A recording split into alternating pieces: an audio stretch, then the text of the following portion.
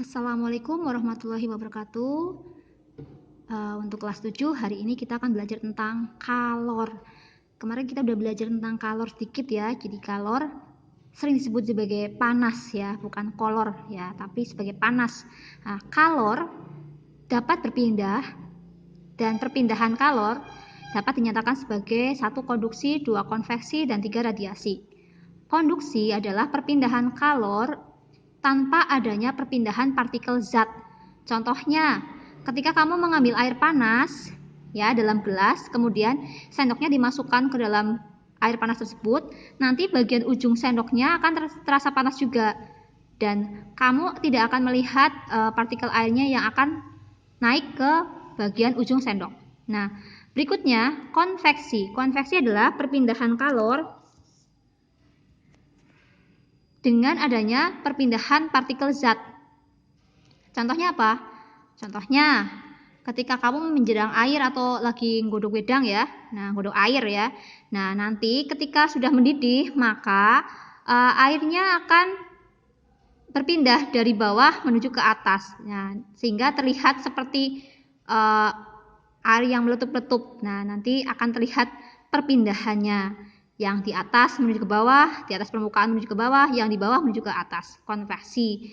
Nah, konveksi juga dapat dilihat dengan adanya angin darat sama angin laut. Angin darat terjadi dari darat menuju ke laut. Hal itu disebabkan karena di darat dengan di laut panasnya lebih panas di laut.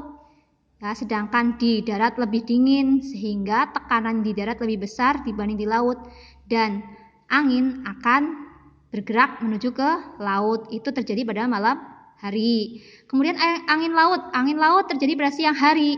Disebabkan karena apa? Disebabkan karena pada siang hari daratan lebih panas dibandingkan dengan laut, sehingga tekanan di laut lebih besar dibanding daratan, dan angin akan bergerak dari laut ke darat. Angin darat sering dilakukan oleh penelayan untuk menuju ke laut mencari ikan, sedangkan angin laut dilakukan nelayan untuk kembali lagi ke daratan. Nah, radiasi itu perpindahan kalor tanpa perantara. Contohnya kalau kalian dekat di api unggun, maka kamu akan merasa panas. Terus sinar matahari akan terasa panas walaupun tanpa perantara ya. Nah, sekarang kalor rumusnya. Kalor itu sering disebut Q, dirumuskan sama dengan Q macet. Q sama dengan M kali C kali delta T. Nah, Q itu kalor, satuannya joule, ditulis J. M itu massa benda, satuannya kilogram. Jadi kalau masih gram, harus dijadikan kilogram. Masih ingat kan ya? Kilogram, hektogram, ya. Dan seterusnya, itu nanti dijadikan kilogram. Kalau kamu menemukan soal kok massanya masih gram, harus dijadikan kilogram. Nah, kalau nanti satuannya joule ya. Sekarang lihat, C itu kalor jenis, satuannya joule per kilogram derajat Celcius. Delta T itu perubahan suhu. Delta T itu dirumuskan T2 min T1, yaitu T2 itu suhu akhir, T1 suhu mula-mula. Jadi suhu akhir dikurangi suhu mula-mula.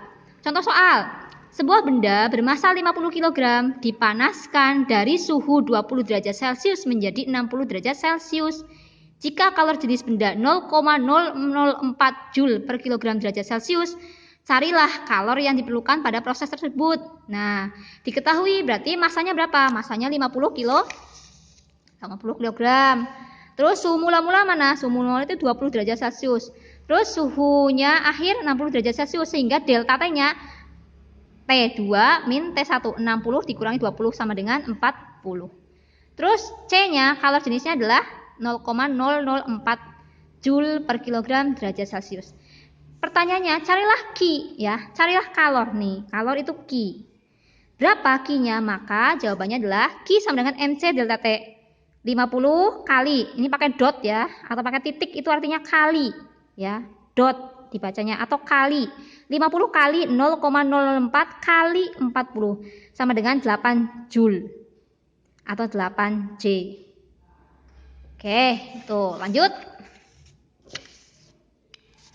Q, rumusnya tadi Q sama dengan MC delta T. Nah, bagaimana Bu kalau saya kok tidak mencari Q. Q-nya kok diketahui, dicarinya M. C-nya diketahui, delta T-nya diketahui. Kok nyarinya M? Gimana caranya? Bu, diketahui Q, diketahui M, diketahui delta T. Cari C-nya gimana? Nah, pakai rumus segitiga. Q sama dengan M kali C kali delta T. Q sama dengan M kali C kali delta T. Kalau kamu mencari M, tutup M-nya. Tutup M-nya. Maka, tutup M-nya ya. Maka, Q sama dengan, mencari M. M sama dengan Q per C kali delta T. Kalau mencari C, tutup C-nya. C sama dengan Q per M kali delta T. Kalau mencari delta T, Q per M kali C. Ingat-ingat ya, ini artinya Q per M kali C kali delta T. Kalau mencari M sama dengan, tutup, Q per C kali delta T. Kalau mencari C tutup, C sama dengan Q per M kali delta T. Kalau mencari delta T, berarti Q per M kali C. Nah, delta T sendiri rumusnya T2 min T1. Seperti ini. Sekarang kita lihat soalnya. Sebuah benda bermasa 2 kg dipanaskan dari suhu 5 derajat Celcius menjadi 55 derajat Celcius. Jika kalori yang diperlukan 360 Joule, hitunglah kalori jenis benda tersebut. Diketahui masanya apa? 2 kg. T1-nya ini 5 derajat Celcius. T2-nya 52 derajat Celcius. Jadi T2 itu T akhirnya. Maka delta T-nya adalah T2 min T1. Berarti 55 dikurangi 5. Ketemunya adalah 50 derajat Celcius. Nah, Q-nya diketahui 360 Joule. Maka mencari C. Nah, ingat ya, mencari C. Berarti mencari C Q per M kali delta T. Oke, kita lihat. Nah, Q sama dengan MC kali delta T. Sedangkan Q 360, M-nya 2, C-nya aku nggak tahu, masih C, delta T-nya 50. Maka C sama dengan Q per M kali C kali delta T. Ya, ini dibuang. M kali delta T. C sama dengan 360 kali per 2 kali 50. Jadi C sama dengan 360 per 100 sama dengan 3,6 Joule per kilogram derajat Celcius. Oke, itu ya. Kita lanjutkan ke asas Black. Asas Black. Apa itu asas Black, Bu? Asas Black penemunya adalah Joseph Black. Tahun 1728 sampai 1799 beliau hidup. Dia merupakan ilmuwan berasal dari Skotlandia. Bunyi asas Black adalah pada pencampuran dua zat, banyaknya jumlah kalori yang dilepas zat yang suhunya lebih tinggi sama dengan banyaknya jumlah kalori yang diterima oleh zat yang suhunya lebih rendah, atau kalori yang lepas sama dengan kalori terima. Kalori itu kan Q, berarti Q lepas sama dengan Q terima. Oke, masih ingatkah kalian pernah mandi ya? Kamu kalau mandi pakai air panas, kemudian dicampur dengan air dingin, lah itu asas Black. Jadi kalori yang diberikan air panas dari termos itu nanti sama dengan kalori yang diterima dari air dingin yang di ember. Nah, itu contohnya ya. Terus rumusnya, Q lepas sama dengan Q terima. Masih ingat kan ya? Q tadi rumusnya apa?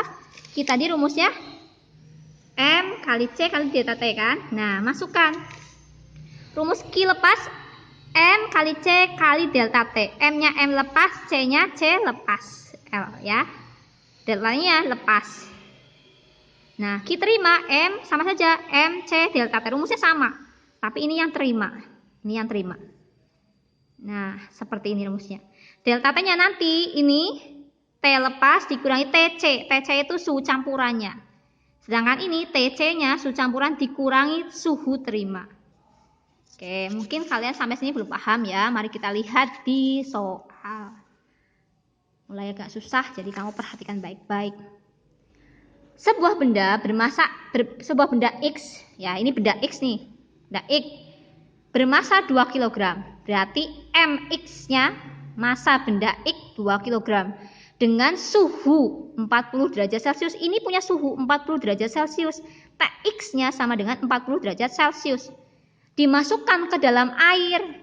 Bu, ini berapa? Kalori jenisnya nggak tahu, Cx-nya nggak tahu. Ini yang nanti dicari. Ini dimasukkan ke dalam ini air nih. Ini air. dimasukkan ke dalam air, sedangkan air sendiri suhunya adalah 20 derajat Celcius. Massa airnya 5 kg dan kalor jenis airnya 4200 Joule per kilogram derajat Celcius. Perhatikan. Ketika ini dimasukkan, maka suhunya nggak jadi 40 derajat lagi, nggak jadi 20 derajat lagi, tapi suhunya menjadi suhu campuran, menjadi 30 derajat Celcius.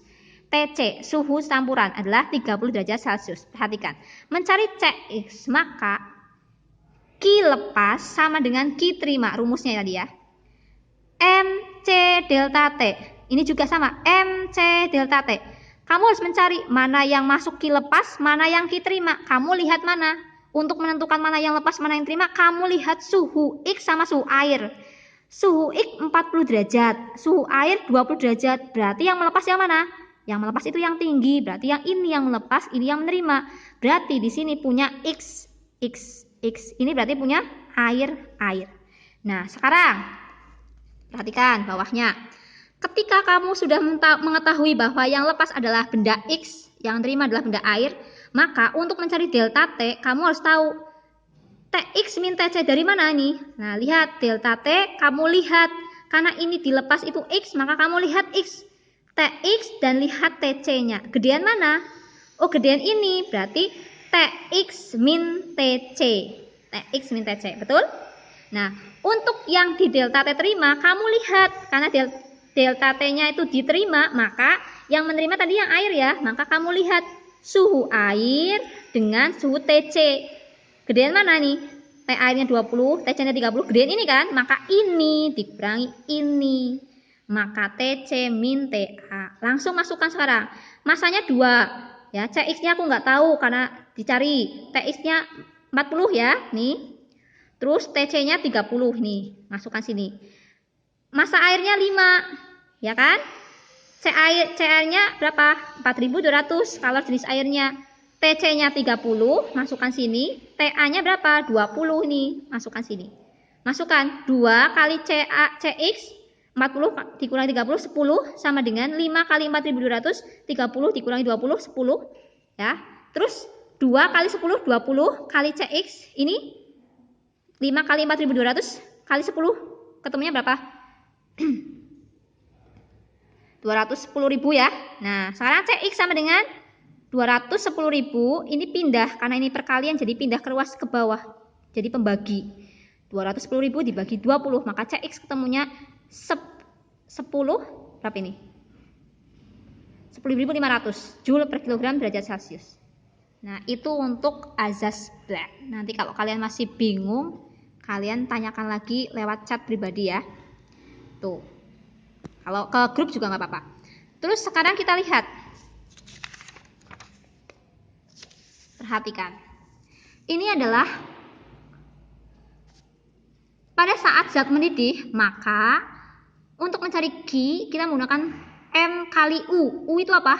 Atau kita seringnya MU. MU ya, kayak sepak bola Inggris. MU itu massa kali una kalor uap. Nih, bawahnya ya. Terus untuk pada saat melebur, maka pakainya rumus Q sama dengan ML. Mau lagi ML ya.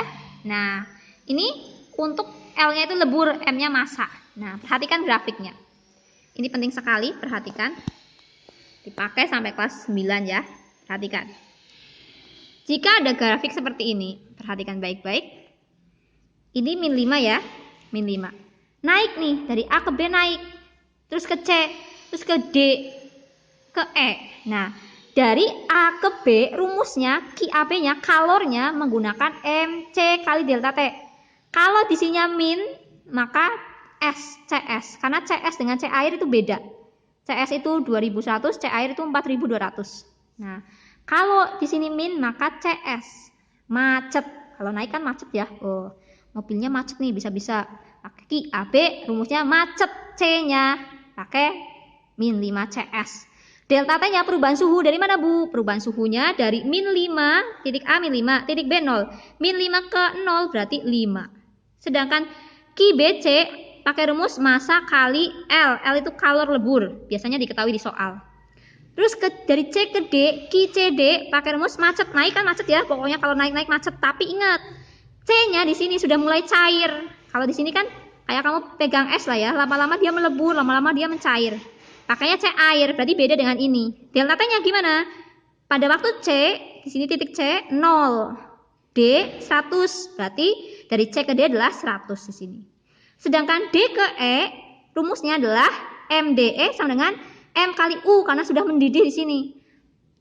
Massa kali kalor uap.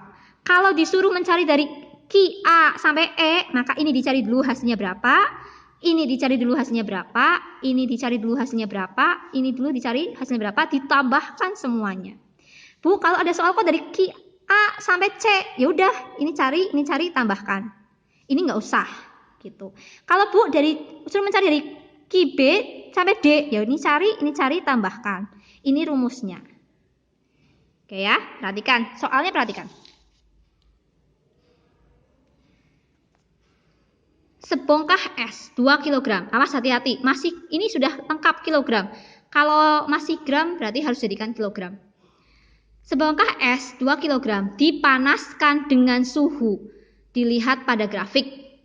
Jika massa jenis es 2100 Joule per kilogram derajat Celcius dan massa jenis air 4200 Joule per kilogram derajat Celcius, maka kalor uapnya 2.260.000 Joule per kilogram dan kalor lebur esnya 336.000 Joule per kilogram. Carilah kalor dari A ke E pada grafik. Sama seperti tadi. Perhatikan ya. Saya ulang lagi. Kalau rumus ini Ki BC sama dengan M kali L tidak pakai delta T. Kenapa? Tidak ada perubahan suhu. Lihat. Di B 0, di C 0. Suhunya nggak berubah. Sama. Ini juga Ki DE M kali U. Bukan kali delta T, nggak pakai delta T atau perubahan suhu karena D-nya 100, C-nya E-nya 100, tidak ada perubahan suhu. Nah, sekarang perhatikan. Kalau soalnya gini, berarti diketahui masanya 2 kg, CS-nya 2100 ya kan? Joule per kilogram derajat Celcius, CA-nya 4200 Joule per kilogram derajat Celcius. Kalor uapnya 2.260.000 Joule per kilogram, nggak pakai derajat Celcius ya, karena tadi tidak ada perubahan suhu. Terus L-nya 336.000 Joule per kilogram, tidak pakai delta ya. Terus ditanya, kalor yang dibutuhkan dari A sampai E, berarti dari sini sampai sini berapa? Nah, maka Ki A caranya gimana?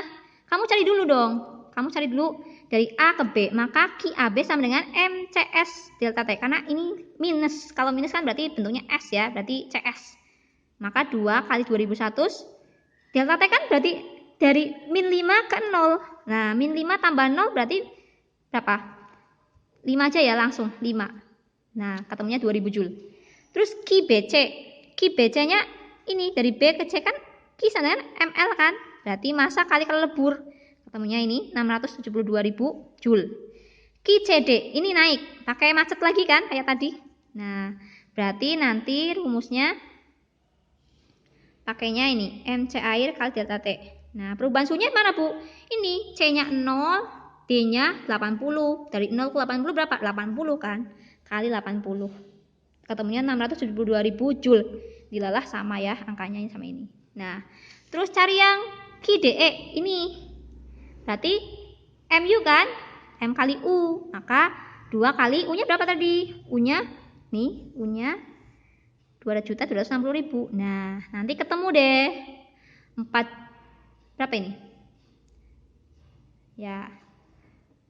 4.520.000 ya, Joule. Nah, Ki AE tambahkan hasil ini ditambahkan ini, ditambahkan ini, ditambahkan ini.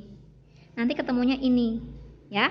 Ketemunya 5.866.000 Joule ya. Dijadikan kilojoule maka dibagi 1000, ketemulah 5866 kilojoule. Bu, kalau boleh sama ini aja boleh gitu. Kalau mau dijadikan kilojoule tinggal dibagi 1000. Nanti ketemu. Oke, Mbak Mas. Itu adalah proses pada kalor yang menurut anak-anak yang dulu itu susah ya. Jadi kamu belajar yang rajin ya. Oke, terima kasih. Dan tetap semangat belajar. Assalamualaikum warahmatullahi wabarakatuh.